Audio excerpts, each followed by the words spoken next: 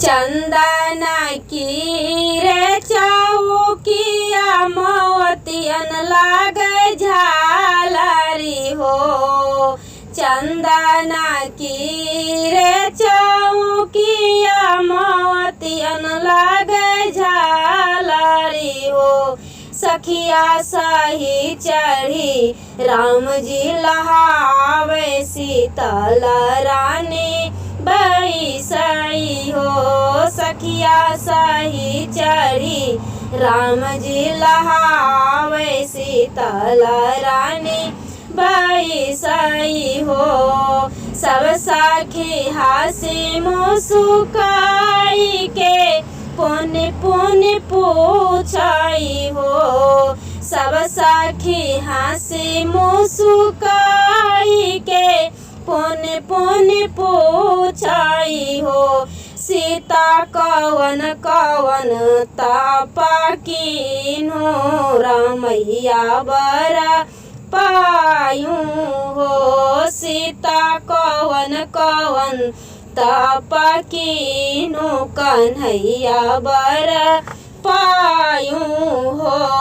शिवा के करी हम पूजन तो गौरा के मनायनी हो। शिवा के करी हम पूजन तो गौरा के मनायनी हो।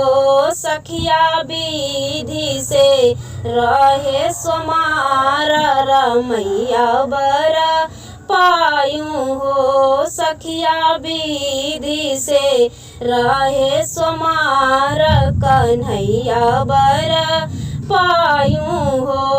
दुअरे से लौटे ना भिखरिया तो जोगी और साधु हो।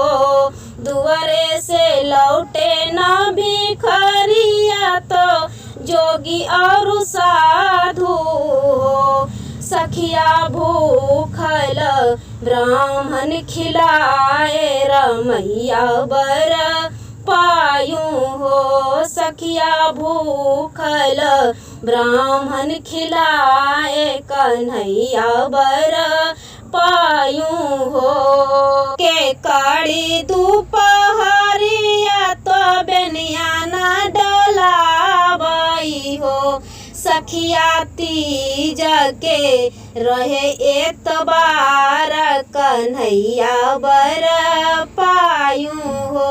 सखिया तीज के रहे एतबार रमैया बरा पायूं हो।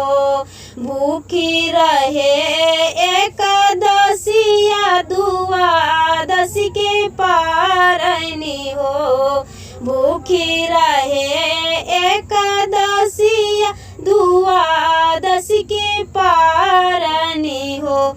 सखिया पूस के रहे एतबार रमैया बरा पायूं हो। सखिया पूस के रहे एतबार कन्हैया बरा पायूं हो। माघे मकर नहाए अग्नि नहीं तापई हो। माघे मकर नहाए अग्नि नहीं तापई हो। सखिया तुलसी के दियरा ना जराए रमैया बरा पायूं हो। सखिया तुलसी के दियरा ना जराए रमैया बरा पायूं हो। नित उठी प्रार्थना सूरज पैया लागे ना हो। नित उठी प्रार्थना सूरज पैया लागे ना हो। सखिया गैया के चारा खिलाए रमैया बरा पायूं हो।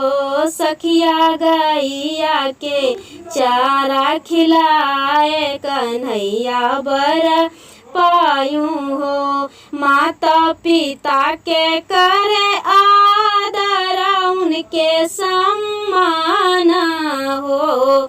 माता पिता के करे आदर उनके सम्मान हो। सखिया गुरु जी के मानी हम बचनिया रमैया बर पायूं हो। सखिया गुरु जी के मानी हम बचनिया कन्हैया बर पायूं।